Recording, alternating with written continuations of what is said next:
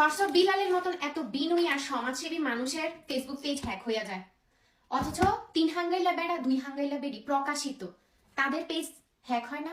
আসলে ভালো জিনিসের আজকাল কেউ মর্ম দিতে জানে না, বাজে জিনিসটাই মানুষ অ্যাকসেপ্ট করে আর এগুলা নিয়ে তারা ভিউ ব্যবসা করে। মানে ফেসবুকটার মধ্যে ঢুকা যায় না, তাদের ঝগড়া ঝাঁটি একটা মেয়েরে কাইল্লানি থেকে শুরু কইরা ভাতের খোঁড়া বাপের জুতা বেচানা কি করে বস্তি, মানে কোনো আর অপমান অপদস্থ করার কিছু বাদ রাখে নাই।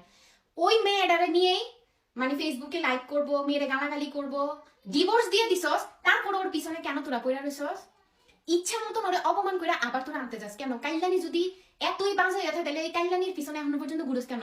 কালা আর সাদা গায়ের রং কোনো ম্যাটার না, পয়সা ইনকাম করলে গায়ের চামড়া সহ চেঞ্জ করে ফেলা যায়।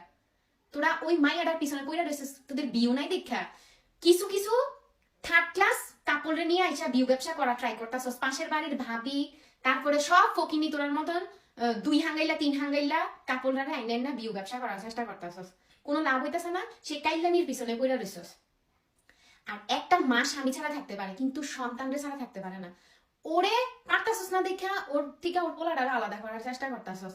তোদের সমস্যা কি? তোদের যন্ত্রণায় ফেসবুক একটু ঢুকা যায় না? সারাক্ষণ খালি ওইটারে ছোট করবি আবার ওইটার পিছনেই ঘুরবি।